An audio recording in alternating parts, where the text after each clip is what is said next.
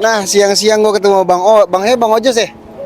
Bang Ojos nih, Kang Cilok yang paling tenar nih di Cimanggis ya kan. Nongkrongnya depan klaster Grand Tabebuya Cimanggis tuh. Ada Bang Ojos, siang-siang kita makan cilok. Ini cilok apa bakso sih, Bang? Bakso cilok ya.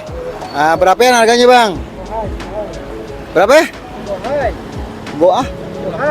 Oh, cilok bohai. Cilok bohainya Bang Ojos. Harganya berapa ciloknya satunya? Yang 1.000, ada yang 3.000. Ada yang 1.000, ada yang 3.000-nya. Oke, ini Bang Ojos ini ya, cilok bohai ini keliling-keliling ya. Iya, Kemana aja udah hari ini? ya sini aja. Sini aja ya, daerah Cimanggis putaran ya. Jangan jauh-jauh Oke. dah. Jangan jauh-jauh ya. Ini keliling begini capek kagak, Bang Ojos? Capek ya, tapi berkah ya. Ya, alhamdulillah. Sehari bisa dapat berapa ya, Bang Ojos? Sehari. Hari 700.000.